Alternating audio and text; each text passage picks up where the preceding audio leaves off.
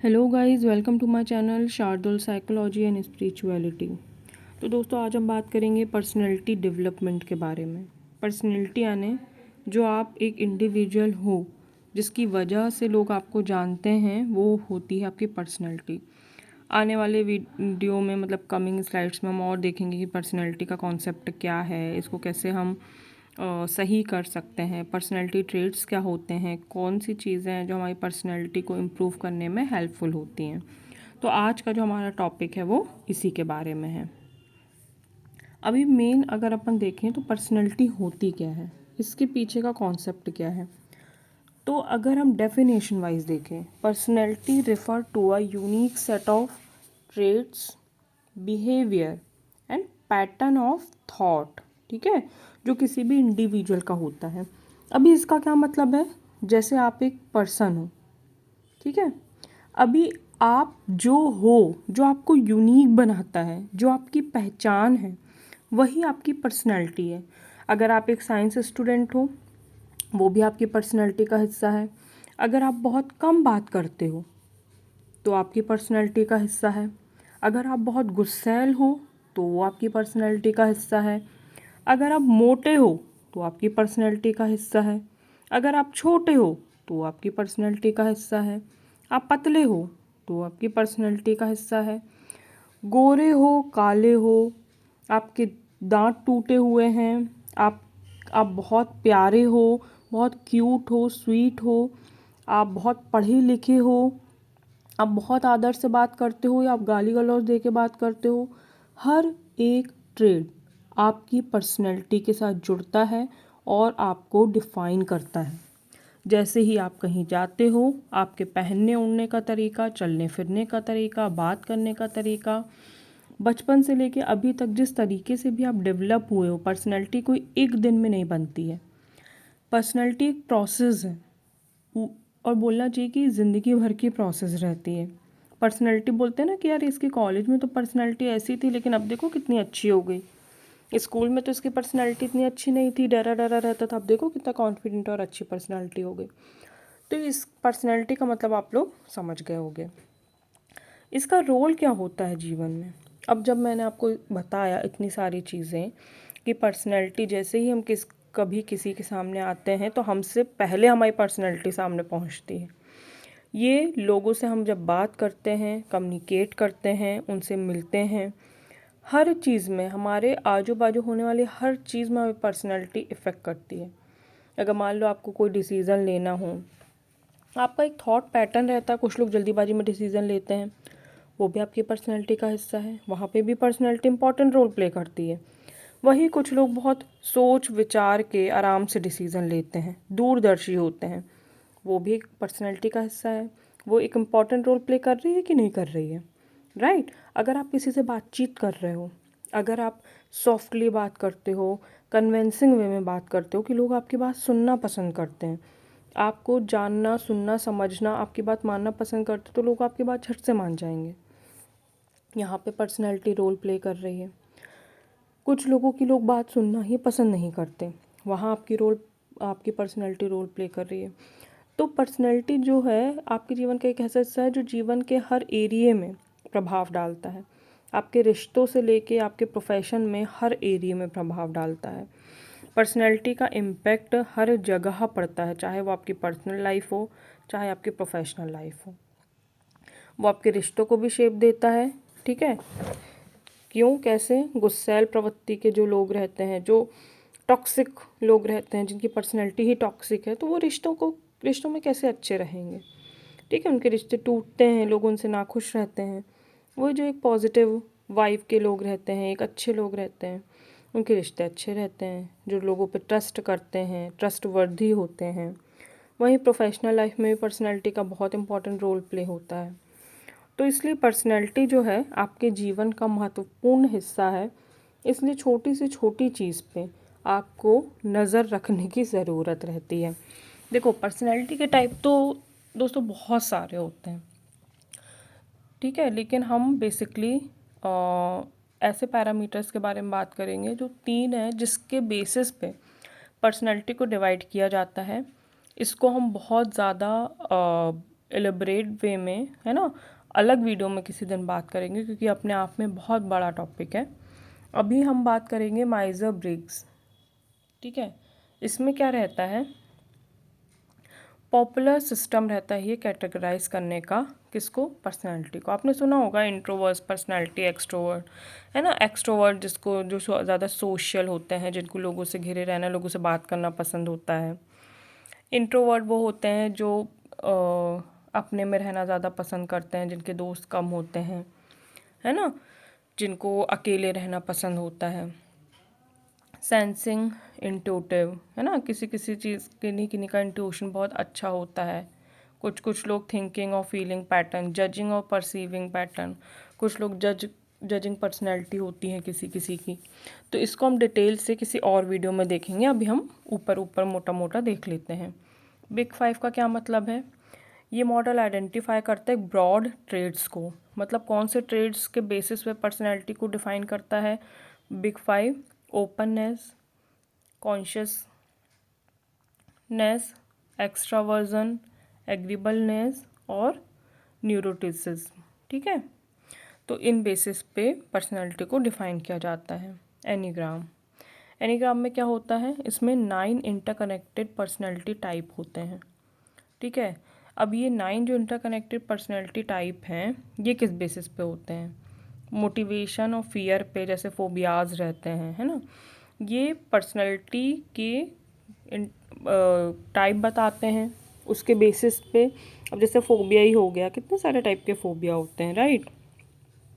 तो इन सबको डिटेल में एक्सप्लेन किया जाता है इसके एनीग्राम पर्सनैलिटी टाइप के अंतर्गत। ठीक है, बाकी यहाँ पे आपको बाजू में जो चित्र बना हुआ है वहाँ पे दिख रहा होगा।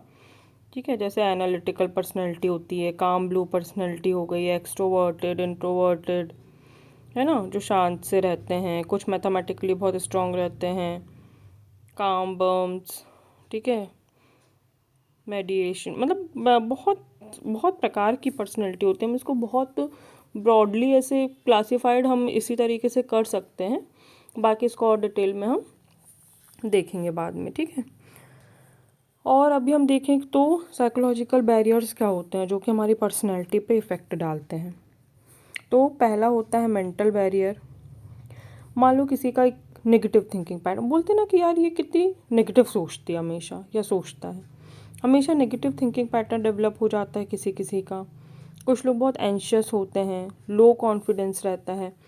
इन सब की वजह से क्या रहता है, डर है, किसी किसी को पब्लिक स्पीकिंग का डर है, लोगों से बात करने में डर लगता है। तो ये सब आपकी पर्सनैलिटी को इम्प्रूव होने से रोकते हैं, है ना। तो ये होते हैं साइकोलॉजिकल बैरियर जो हमारी पर्सनैलिटी को इम्प्रूव होने से रोकते हैं। कुछ फिजिकल बैरियर्स होते हैं, ये भी साइकोलॉजिकल के अंतर्गत ही आते हैं, जैसे क्रोनिक पेन, बहुत लंबे समय से, मान लो किसी को एक माइग्रेन की समस्या है, तो अब किसी का जब पूरा समय सिर दुखता रहेगा, माइग्रेन अटैक्स आएंगे, तो सिंपल सी बात है, उसको वो बहुत ज़्यादा बहुत शोर में नहीं रह सकता, बहुत ज़्यादा लोगों के कांटेक्ट में आने से एग्जॉस्ट होता है, तो लोग उस चीज़ को अवॉइड करते हैं। तो वो अपने आप ही एक पर्सनैलिटी का हिस्सा बन जाती है लोगों का, है ना। वो फिर सोशल नहीं होगा तो वो पर्सनैलिटी ट्रेट्स उसके कम हो जाएंगे। कोई बीमार है, किसी का मूड, है ना, फिज़िकल रीज़न की वजह से बहुत जल्दी जल्दी इफ़ेक्ट हो रहा है, मोटिवेशन लो है, तो इन सब के कारण क्या होता है, जो लोगों की पर्सनैलिटी रहती है उस पर प्रभाव पड़ता है। पर्सनैलिटी बैरियर्स का क्या मतलब होता है, ये जैसे दिख रहा है ना, ये आगे बढ़ रहा है बट ये इसको रोक रहा है, तो जो चीज़ रोक दे आपको वही होते हैं बैरियर्स। तो ये मेंटल और फिज़िकल बैरियर्स हैं जो कि आपकी पर्सनैलिटी को ग्रो होने से रोकते हैं। अभी हमको क्या करना चाहिए, इसके लिए सेल्फ असेसमेंट करना चाहिए। सबसे पहला है स्ट्रेंथ, अपनी स्ट्रेंथ को जानो, अपनी ताकत को पहचानो। देखो हर इंसान अलग अलग होता है, ज़रूरी नहीं है कि मछली अगर पानी में तेज़ चलती है, तैर लेती है, तो वो पेड़ में भी चढ़ जाए, राइट। बंदर पेड़ में चढ़ जाता है तो वो पानी में भी तैर जाए। सबका एक अपनी पर्सनैलिटी होती है, सबकी यूनिकनेस होती है, कोई किसी को जज नहीं कर सकता कि ये अच्छा, हो सकता है एक इंसान अच्छा गाना गाता है, दूसरा इंसान अच्छा डांस करता है ना, कोई इंसान अच्छा लिख लेता है, कोई इंसान पढ़ाई में बहुत अच्छा है। तो इस तरीके से मतलब किसी का मैथ्स अच्छा रहता है, किसी का आर्ट्स अच्छा रहता है, जज करने वाली कोई बात नहीं रहती। लेकिन आप अगर ऐसा सोचो कि यार मैं गा तो लेता हूँ बट मुझसे डांस नहीं आता, और उसी पे फोकस करो, तो इसमें गलती किसकी है? आपकी है ना? तो अपनी स्ट्रेंथ को पहचानना चाहिए, टैलेंट स्किल को पहचानना चाहिए और उस पर काम करना चाहिए, पॉजिटिव रहना चाहिए। आप देखो आपको किस चीज़ में इंटरेस्ट है, आप किस चीज़ में अच्छे हो। आपने तारे ज़मीं पे मूवी देखी होगी, बहुत अच्छा एग्जाम्पल है वो। तो उसमें पेंटिंग में उसको इंटरेस्ट रहता है, पर पढ़ाई लिखाई में वो उसको तो प्रॉब्लम रहती है, लाइक है ना, फिजिकल और साइकोलॉजिकल उसको प्रॉब्लम रहती है। तो क्या होता है, फाइनली उसके माँ बाप उसको सोचते हैं कि ये पढ़ाई नहीं करता मतलब भी कुछ नहीं कर पाएगा। और फाइनली वो आमिर खान जो टीचर का रोल प्ले कर रहे होते हैं, वो उन्होंने उसके टैलेंट को पहचाना, है ना, पेंटिंग वाले टैलेंट को पहचाना। तो उसने देखो क्या कुछ अचीव नहीं किया। तो ऐसे ही इंसान को, अब वो तो छोटा बच्चा था, अभी आपको समझ में आ रहा, तो आप अपने प्लस आप जिसकी काउंसलिंग कर रहे हो, गाइड कर रहे हो, उसके स्ट्रेंथ को पहचानने में उनकी मदद करो, वीकनेस को पहचानो और उस पर काम करो। क्योंकि अब ज़रूरी नहीं है कि अगर हम किसी चीज़ में ख़राब हैं, मान लो हमारा कॉन्फिडेंस लो है, हमें लोगों से बात करने में डर लगता है, तो क्या हमेशा डर लगता रहेगा? नहीं ना। आप पहले बोलोगे नहीं नहीं हमें डर नहीं लगता, और अंदर से डरते रहोगे, वो भी तो गलत। आप अपनी वीकनेस पे कभी काम नहीं कर पाओगे। अपनी वीकनेस को पहचानो कि आखिर मेरी वीकनेस ये है और मुझे इस पर काम करना है। मुझे किसी चीज़ से डर लगता है, लोगों से बात करने में डर लगता है, एक्सरसाइजेस करो, एक लोग से बात करो, किसी नए इंसान से जाके बात करने की कोशिश करो। तो ऐसे में क्या होगा, ऐसे में ये होगा कि कम से कम आप जब जाओगे बात करोगे, आपको पता चलेगा आपका डर सही भी है कि नहीं। बहुत ज़्यादा फोबिया है किसी चीज़ का, या डर छोड़ो कोई और आपकी वीकनेस है, तो आप उस पर कैसे काम करोगे? प्रोफेशनल्स की मदद ले सकते हो। अगर आपका खुद से नहीं हो रहा, हो सकता है आप किसी से उस बारे में बात करो तो आपको मदद मिले। किसी भी अपॉर्चुनिटी को वेस्ट मत जाने दो। अगर आपको दिख रहा है कि ये आपकी ग्रोथ के लिए इम्पॉर्टेंट है, just explore them, explore the opportunities. आपके डेवलपमेंट के लिए ज़रूरी कि अगर आपको अपॉर्चुनिटी नहीं भी मिली तो आप उसको खोजो, अपॉर्चुनिटी बनाओ, खुद के लिए क्रिएट करो, है ना। ऐसा नहीं है कि अरे यार बैठे बैठे बस मुझे तो ये नहीं मिल रहा, मुझे किसी ने बताया नहीं, मुझे किसी ने सिखाया नहीं। कंप्लेनिंग एटीट्यूड कभी मत रखो, ठीक है। और जो आपकी पोटेंशियल रिस्क हैं वो देखो, ऑब्स्टेकल हैं, देखो कि क्या है जो आपकी प्रोग्रेस को नुकसान पहुंचा रहा है, उससे मुकाबला करो। जैसा हम प्रीवियस स्लाइड में देखा था, है ना, जैसे कुछ साइकोलॉजिकल बैरियर्स होते हैं, कुछ फिजिकल होते हैं, मेंटल होते हैं, सोशल होते हैं, तो उन पे वर्क करो, उन पे काम करो और आगे बढ़ो।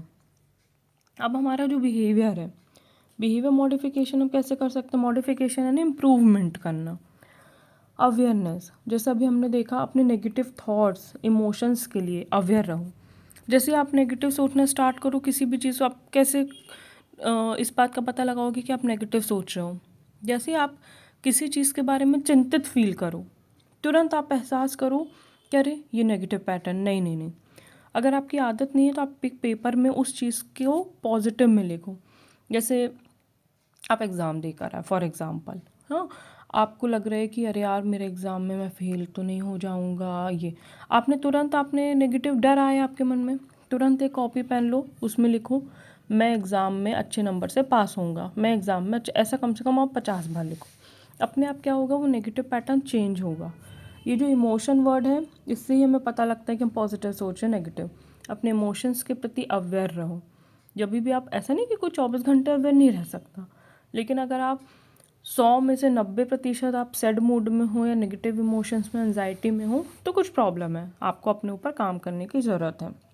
अभी जैसे मैंने बोला, एक्सेप्टेंस लाने की बहुत ज़्यादा ज़रूरत है। आपकी कोई वीकनेस है, उसको पहले एक्सेप्ट करो, फिर उसमें सुधार करो। मान लो कोई करंट सिचुएशन है, अभी हर किसी की स्थिति हमेशा एक सी नहीं रहती, कोई हमेशा बहुत खुश नहीं रह सकता, किसी की ज़िंदगी हमेशा अच्छी नहीं चल सकती, जीवन में असफलताएं भी आती हैं, उसको एक्सेप्ट करो।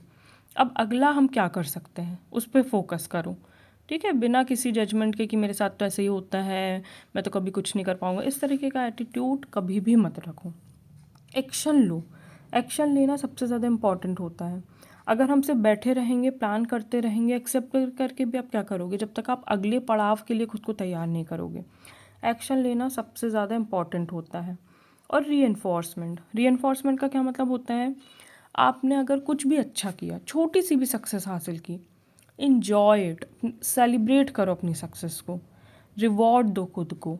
तो उससे क्या होता है, आपको खुद को मोटिवेशन मिलता है, साइकोलॉजिकली एक बल मिलता है, एक अंदर से एक पॉजिटिव फीलिंग आती है। तो ऐसा करना बहुत ज़रूरी होता है, ठीक है। अभी पॉजिटिव माइंडसेट हम कैसे डेवलप कर सकते हैं। देखो ये कितनी प्यारी एक हंसती हुई लड़की यहाँ पे आपको दिख रही है, इसको देख के कितना अच्छा लग रहा है। इसी की जगह भी रोता रहा चेहरा रहता तो कैसा लगता। तो हम पॉजिटिव माइंडसेट कैसे डेवलप कर सकते हैं, पहला है ग्रेटिट्यूड।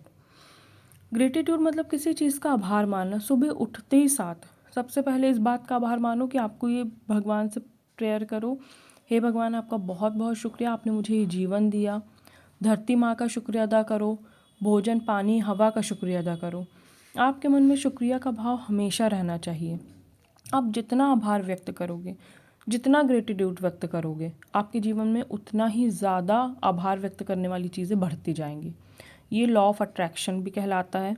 मतलब आप जिस तरीके का थिंकिंग पैटर्न डेवलप करते हो, उसी तरीके का यूनिवर्स आपको चीज़ें भेजता है ना, क्योंकि वो एक फ्रिक्वेंसी मैच होती है। हमेशा आशावादी रहो।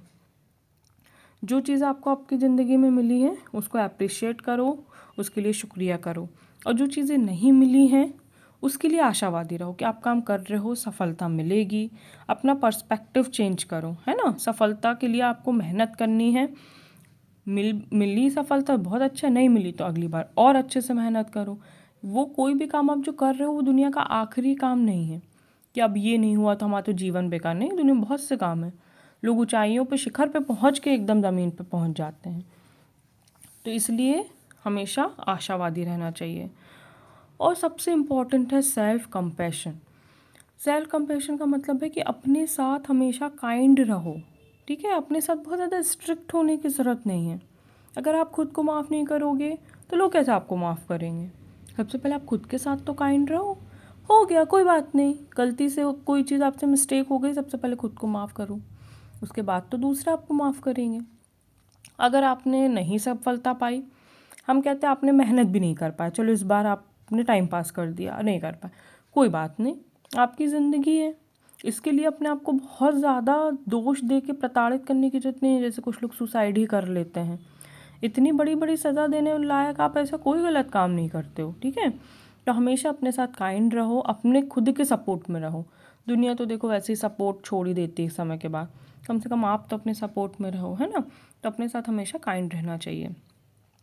इफ़ेक्टिव कम्युनिकेशन, अभी हमने लास्ट वीडियो पूरा इसी टॉपिक पे बेस्ड है। अगर आपको नहीं देखा हो आपने तो लिंक है डिस्क्रिप्शन में, आप देख सकते हो। तो इफ़ेक्टिव कम्युनिकेशन हमने वहाँ पे डिटेल में बात की थी, एक्टिव लिसनिंग की, एम्पैथी की और क्लियर एक्सप्रेशंस की। मैं फिर से बता दूँ, किसी से भी जब आप बात करते हो उसकी बातें ध्यान से सुनो। एक्टिव लिसनिंग का मतलब ये नहीं होता कि आपने सुन लिया और छोड़ दिया। प्रॉपरली सुनो, ओपन एंडेड क्वेश्चन पूछो और एक्सप्रेशंस ऐसे दो कि आपको ऐसा ही लगे कि भाई कि आप उसके बातें सुन रहे हो। ऐसा नहीं है कि आप एक्सप्रेशंस कुछ दे रहे हो, सामने वाले को लगेगा अरे सुनने की एक्टिंग कर रहा है। उसके पर्सपेक्टिव को अंडरस्टैंड करने की कोशिश करो, उसकी फीलिंग्स को समझने की कोशिश करो। बोलते ना कि अपना पैर दूसरे के जूते में डाल के देखना, मतलब ज़रूरी नहीं है कि आपका नज़रिया सामने के नज़रिए से मैच करे, बट कोशिश करो कि उसका नज़रिया आप समझ पाओ। वो क्लियर एक्सप्रेशन, रिस्पेक्टफुल एक्सप्रेशंस दो, ठीक है। ऐसा नहीं कि आपका चेहरा कुछ और ही कह रहा है। रिलायंस एंड एडेप्टेबिलिटी का मतलब क्या होता है, सेल्फ अवेयरनेस, है ना। खुद की वीकनेसेस के बारे में पता होना चाहिए, ट्रिगर के बारे में पता होना चाहिए, स्ट्रेंथ के बारे में आपको पता होना चाहिए, तभी तो आप उस पर काम कर पाओगे और उसका उपयोग कर पाओगे। प्रॉब्लम सॉल्विंग, ऐसी स्ट्रैटेजी डेवलप करो जो आपके चैलेंजेस हैं, जो प्रॉब्लम्स हैं, उसकी सॉल्यूशन की तरफ देखो, ना कि सिर्फ ये कि अरे यार ये नहीं हो रहा, वो नहीं हो रहा। हमेशा ऐसे कंप्लेनिंग एटीट्यूड कभी मत रखो। इमोशनल रेगुलेशन, अपने इमोशंस को इफ़ेक्टिवली मैनेज करो। जैसे आपको बहुत गुस्सा आ रहा है, थोड़ी देर रुको, उल्टी गिनती गिनो, पानी पियो, उस गुस्से को अपने सक्सेस की तरफ लगा दो, ठीक है। और स्ट्रेस है तो उस स्ट्रेस को मेडिटेशन करो, कामनेस की तरफ लगा दो। तो इस तरीके से आपको अपने इमोशंस को मैनेज करना चाहिए। तो दोस्तों आज के लिए इतना ही है, ठीक है। आपको वीडियो कैसा लगा मुझे बताइएगा। वीडियो को लाइक कर देना, चैनल को सब्सक्राइब कर देना। आपकी कोई टॉपिक हो जो आपको पढ़ना हो तो मुझे कमेंट करना। अगर ये वीडियोस जो चल रहे हैं वो गाइडेंस एंड काउंसलिंग का जो लोग डिप्लोमा कर रहे हैं उन फर्स्ट सेमेस्टर के सारे वीडियोस इसमें कवर होंगे, सारे सब्जेक्ट के, सारे यूनिट्स के, हर चैप्टर। तो इसलिए कनेक्टेड रहना। मैं कोशिश करती हूँ कि आपको समझने में आसान लैंग्वेज में मैं समझा पाऊँ, जिससे आपको एग्ज़ाम में आपकी रिलेटेबल लैंग्वेज रहती है तो आपको याद आ जाता है। लिख तो आप अपने शब्दों में भी सकते हो। हिंदी में समझाती हूँ, इंग्लिश में वीडियो रहता है ताकि इंग्लिश मीडियम के हो तब भी आपको समझ में आ जाए, नोट्स मिल जाए। हिंदी मीडियम के हो तब भी आपको समझ में आ जाए। चलिए बहुत बहुत शुक्रिया, मिलते हैं अगले वीडियो में। Good bye.